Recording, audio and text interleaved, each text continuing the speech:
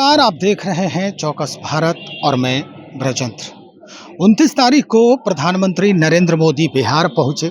पटना में उनका mega road show हुआ और विक्रमगंज में उन्होंने जनता को संबोधित किया। इस संबोधन के बाद चर्चाएं आम होने लगी। खासकर विपक्षी पार्टियों के द्वारा ये चर्चाएं और कटाक्षों के जो तीर हैं वो लगातार छोड़े जा रहे थे। इसी क्रम में कई बातें ऐसी भी आ गई कि भाई जो मुद्दे हैं वो उनके तरफ से जो उछाले जा रहे मुद्दे हैं वो बिल्कुल निराधार है। अगर हम बात करें सिंदूर वितरण की तो इस पर भी चर्चा हुआ। इन बातों को लेकर जो है जो हमारी टीम है वो पहुंची प्रदेश कार्यालय भारतीय जनता पार्टी में और यहाँ के प्रदेश अध्यक्ष दिलीप जायसवाल से रूबरू हुए। सवाल किए गए। दिलीप जायसवाल ने इन सारे सवालों का जवाब दिया है और जो विपक्षियों के तरफ से जो बयान जारी हो रहे थे उसका भी भरपूर खंडन किया है। क्या कह रहे हैं दिलीप जायसवाल, हम आपको सीधे उन्हीं की जुबानी सुनवाते हैं। बीजेपी और एनडीए क्या कर रही है इस पर दिमाग लगाने से अच्छा है जनता की जाकर सेवा करें, क्योंकि कुछ ना कुछ गलती किए होंगे तभी भुगत रहे हैं, नहीं तो आज वो सत्ता में होते। 125 साल का कांग्रेस भी पतन की ओर चला गया सिर्फ इसलिए कि राजशाही उसमें आ गया था। तो इसलिए विपक्ष को मैं सलाह दूंगा कि अखबार और टीवी से आप अपराध और मुद्दे मत ढूंढा करें, आप जाकर समाज का सेवा कीजिए और जो राक्षस और जो संस्कार आपने अपराध का पैदा किया इतने लंबे दिनों में, जो एनडीए का गला का घेग बनने का प्रयास कर रहा है, उसका भी पहचान कर रहे हैं कि कौन लोग ऐसे समाज में हैं जो अपराध को बढ़ावा देने में प्रश्रय देने का काम कर रहे हैं। धन्यवाद। अब आपका कोई सवाल हो तो दे दिए। तेजस्वी का तो सब जवाब दे दिए, वही तो बोले तेजस्वी। मैं तो वही सब जवाब दिया है कि विपक्ष को आंख में मोतियाबिंद हो गया है, विपक्ष मुद्दा विहीन हो चुका है, विपक्ष अखबार और टीवी से मुद्दा ढूंढने का प्रयास करता है। कहां घटना घटा, क्या हुआ, ये सारा चीज विपक्ष जो है अब मोतियाबिंद इसलिए हुआ कि मोदी जी के रैली को देख करके शाहबाद के धरती पर और जो हमारा रोड शो हुआ तो मानसिक विक्षिप्त के तरह विपक्ष हो गया है, इसलिए मैं अब अंतिम शब्द बोल दिया। अब इससे ज्यादा क्या बुलवाइएगा।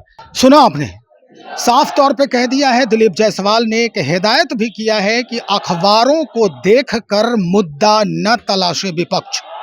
अखबारों को देखकर मुद्दा तलाशने की जो फितरत है ये बिल्कुल गलत है और आने वाले दिनों में इसका खामियाजा भी भुगतना पड़ सकता है।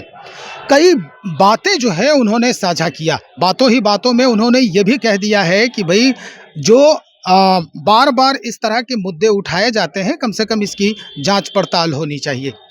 और एक बात उन्होंने अहम तरीके से भी रखा सामने, वो ये कि जब पूछा गया सवाल पत्रकारों के द्वारा कि भाई राहुल गांधी का फिर बिहार आगमन हो रहा है, उन्होंने जो कहा वो हम आपको सुनवा रहे हैं, सुनिए। मैंने सारी बात बता दी। जिसको थोड़ा भी दिमाग होगा विपक्ष में वो सब कुछ समझ जाएगा। हाजीपुर की जो घटना है, एक वीर ने एक दरोगा को जो है पीछा है, इसको लेकर क्या करेंगे?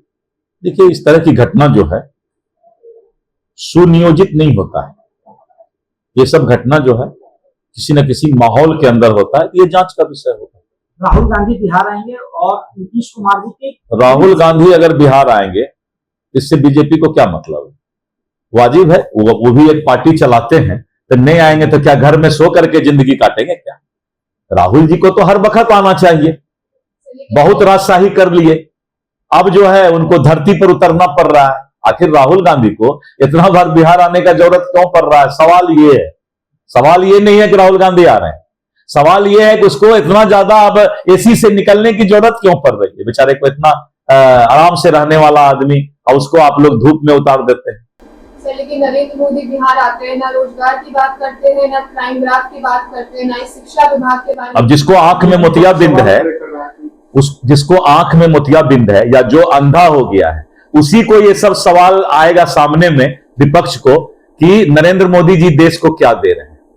सर, आयोग का गठन हुआ है, सवर्ण आयोग और अनुसूचित जनजाति आयोग, तो क्या लगा सर विधानसभा चुनाव को देखते हुए जिस तरह विपक्ष भी कह रहा है कि विधानसभा चुनाव को लेकर के इस तरीके का यहाँ पर गठन किया है। अच्छा, तो क्या गठन नहीं करें? विपक्ष से एक बार बात कीजिएगा, अगर वो सुझाव देंगे गठन नहीं करें तो आगे सोचेंगे, हम लोग विपक्ष के सुझाव पर चलेंगे। स्पष्ट हो गया है कि क्या कहना चाह रहे हैं दिलीप जायसवाल। साफ तौर पे ये कह दिया है कि अगर आएंगे बिहार नहीं तो क्या घर में बैठ के चुनाव पूरा होगा उनका? बिहार तो आना ही है। तो चलिए देखते हैं और लोगों से बातचीत हम आगे बढ़ाते हैं और जो बातें सामने आएंगी वो हम आप तक पहुंचाने का भरपूर प्रयास करेंगे। बने रहिए हमारे साथ। बहुत शुक्रिया।